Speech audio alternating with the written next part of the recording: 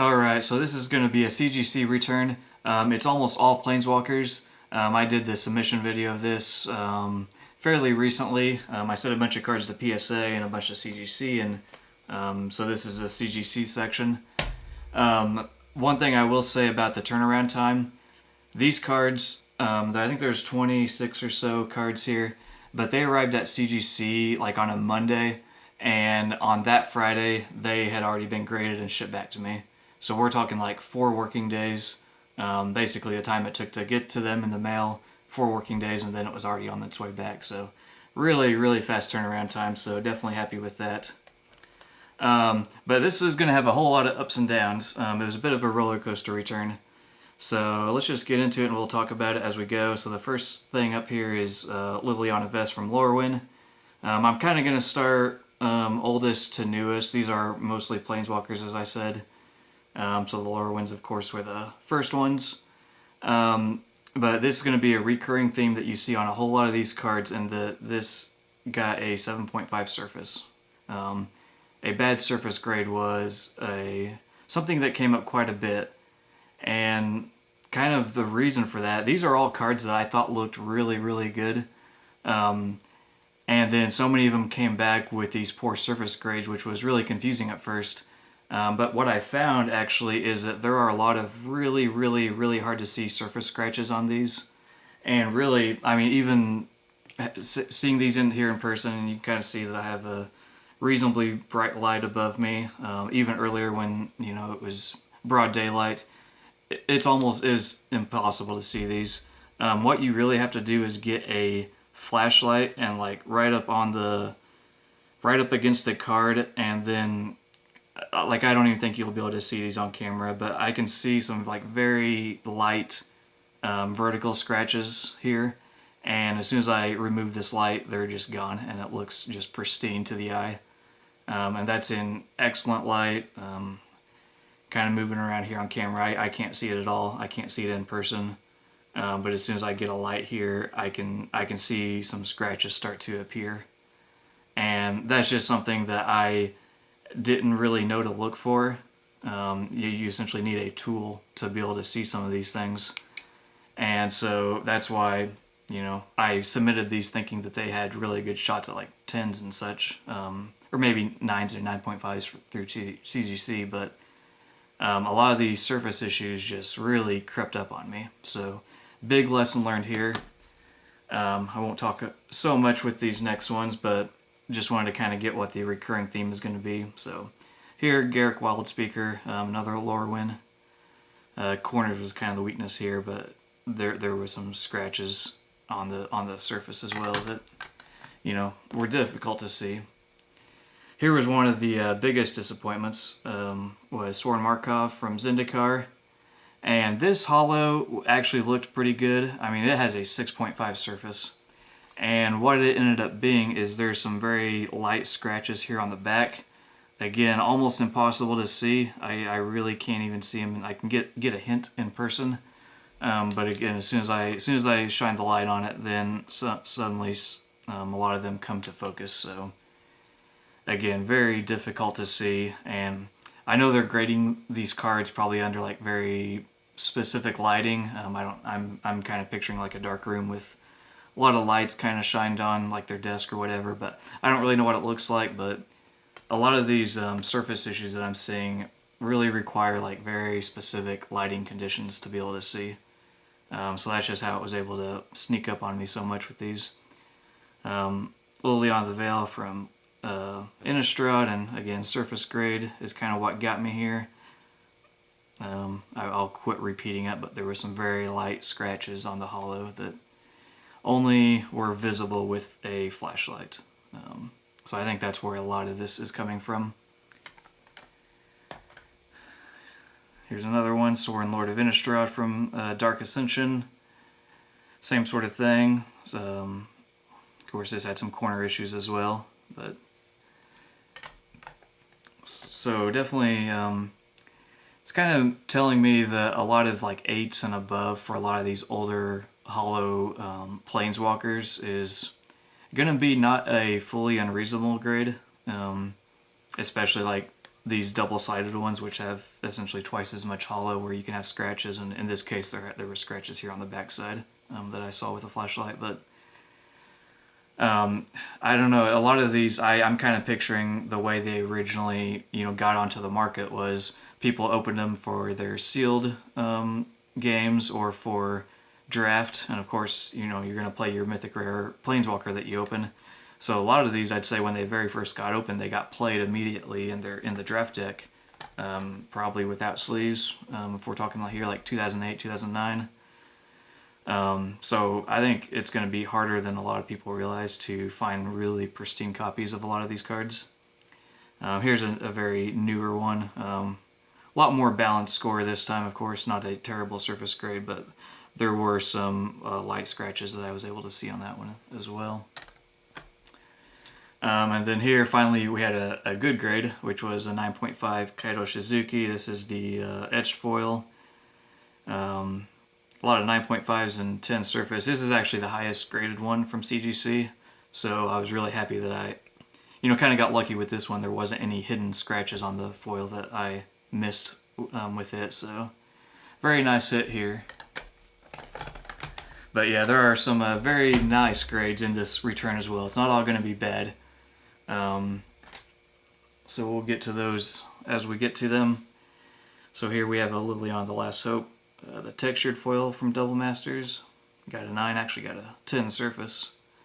So that's nice to see. It had a little thing here in the corner, which I knew when I sent it. Although I actually have another raw copy that has identical thing in the corner here. You can see some foil shining through, so I don't know if it's actually damage or if it's, I don't know, something with the surface there just got printed weird, but I've seen it on a couple now. Another Liliana Vess. I've got some 8s before, so this was actually my best grade of this card, but again, there were some scratches on the foil. Now here was one of the bigger surprises, because this looked like it was in excellent shape. And there was another lesson learned on this one. So 7.5 surface, and it's not due to scratches this time. Well, I have a theory here. I think this was only really visible with light, but I think you can see that on camera. There's a very clear fingerprint right here. These box toppers, I feel like they're kind of maybe have a bit smoother surface than a lot of the other cards, but there's a fingerprint right there, and then there's a little bit of one right here, and I think I might have saw even a third part of a fingerprint, but I think that is where a lot of the surface grade came down to, and it's a little confusing to me with the 8 corners and edges, because these look completely perfect. Even 9.5s I think I would be mad about. I mean, these absolutely look flawless, and I've used a black light on here to see any sort of whitening, and there's just nothing. But like this fingerprint here, it takes up a wide surface area. So I don't know if, when I think of surface, I think of this top flat surface and the back. And then when I think of edges, I think of the vertical surface around the perimeter of the card. And then the corners, of course, is the radius part of the vertical surface. If you have a big fingerprint right here that kind of covers, the corner and the edges and the surface, I don't know if this is like, triple dipping and they're counting off all these things because of one problem that's, reaching the corners and reaching the edges, and it's on the top surface. So this one is getting cracked 100%. I'm actually going to try to wipe that off, and I'm going to resubmit it. I don't know. Like I said, this one looks pretty much perfect. I do want to try for a black label eventually. I don't know if this will be the candidate for it, which might sound silly to say because it's an 8, but there's just no other flaws with this. I guess the centering should kind of be a red flag that maybe it wouldn't be a good candidate, but I think it could at least get a CGC 10 or a BGS 10, pristine. Certainly a PSA 10 as well. But yeah, I think that fingerprint is really what got me there, and so that will be getting cracked. did a slightly better on this one with a mint 9. I mean, pretty good grades overall, except for that surface, and I don't remember too much if I saw fingerprinting on this one, or maybe there was a scratch or two, but I'll have to take a closer look there, but 9 or 9.5 might have been more okay with that. Now we're getting into some good ones here. Here we have a pristine 10 box topper, Liliana the Veil. This is actually my second pristine 10 of this card, so very happy with this. Definitely a nice one to hit here, but it gets even better, and we've got a perfect 10. So this is, I mean, this is probably my favorite card in my collection now. I was absolutely ecstatic to get a perfect here. There's only 2 perfects that have been graded, and there's 7 Black Label BGS of this card. So we're talking less than 10 that are like essentially flawless versions of this. So really happy to get this, and really this kind of made up for a lot of the 8s and 8.5s that I had earlier that, you know, really caught me off guard. And when I was reading those grades online, because I looked ahead of time, and I was just like sort of dumbfounded about how it went so wrong. But that is an excellent card to get. Now let's go to some more of the Spark Japanese alternate art here. This one again, it was a victim of the surface and some light hollow scratches that, looking right here with this bright overhead light, can't see one bit. Looks flawless to me, but with a flashlight I could see some things. So there's that, and then got even worse here with the 7.5. And this one's quite confusing to me because it got even worse surface. I think this is the worst surface grade I've got for the entire submission. But using a flashlight, all different kinds of lighting, using a black light, I can't find like a single scratch or just general flaw with the surface here. So I'm actually at a complete loss about what happened with this card. I'm definitely gonna crack it. I almost just want to I mean, it's not a valuable card, like not super valuable, but I kind of want to resubmit it just as an experiment to see how much the grade changes, because I don't know, this one, more than any of the others that we've seen, this one seems like mostly a mistake to me with that surface grade. Vraska, another 7 surface, some very light hollow scratches, vertical. The vertical scratches, having a bunch of scratches vertically, that just, I don't know, kind of makes me picture, you know, people like taking cards up like this and it just slightly scratches. I'm not sure if they came off the factory that way. Although I have my doubts about that, because one we will get to here very shortly. So hold that thought here, but so here's Nahiri Storm of Stone. This one did a lot more reasonable. I think I saw maybe like one very light scratch here, so that would explain the surface, and it's obviously off center here, so. I mean, I understand where all these grades are coming from, minus that Casmina. It's just, they required a flashlight for me to be able to see a lot of the flaws that they're seeing. But now we have a good grade here with Jace Wheeler of Mysteries, and I knew the centering was off when I sent it. And then, of course, I had a couple of 10 subgrades here, which is great. And then 9.5 surface. And so part of the reason I said I sort of doubt that they just came off the factory line like this is one I actually pulled.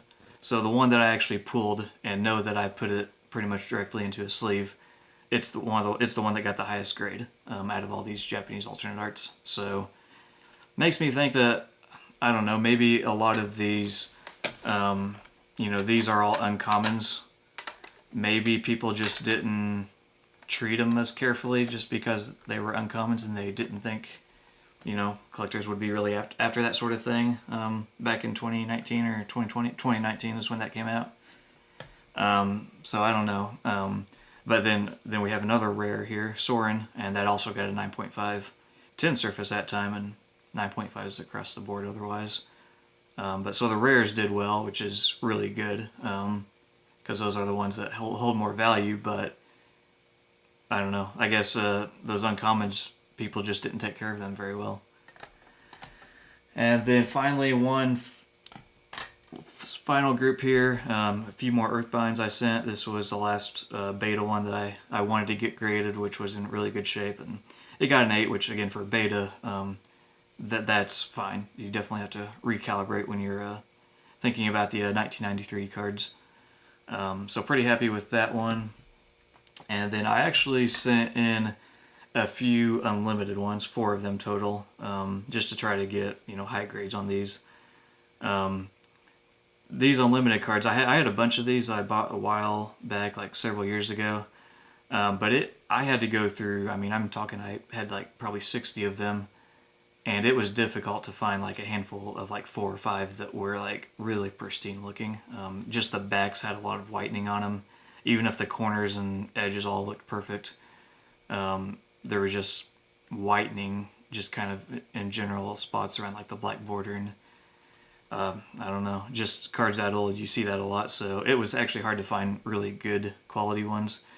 This was actually the worst one, 8.5, and then got a 9 here, so not too bad there. Of course, centering was the worst part of that one. Kind of same story here, centering, pretty high subgrades anyway. And then this last one here was a 9.5, so that was the highest grade one that I was able to get. And there's never been a 10 graded of this with CGC, of any Earthbind actually, no matter what printing you're talking about. So 9.5 is probably a really good grade to have. And of course this one was obviously off center here, so understand all those grades. But yeah, this return had some really good cards. Especially this one right here. Definitely the highlight of it, but like the 9.5 Kaido and some others were also good hits. But really, like, the lesson of this return was I think you just have to use a flashlight and just try to use different lighting conditions to really inspect the hollow surfaces on a lot of these cards, because just under normal lighting and good lighting, even, a lot of that just wasn't visible to me. So this was definitely a big lesson learned as far as that goes. And like I said, once I kind of did that, or found that little trick to see these little scratches, most of the grades that I got, I could see where they were coming from, again, except for that Kazmina. But so hopefully you guys learned something from that. Try not to make that same mistake, or just be very careful about what you're selecting for grading. And yeah, I'll see you next time.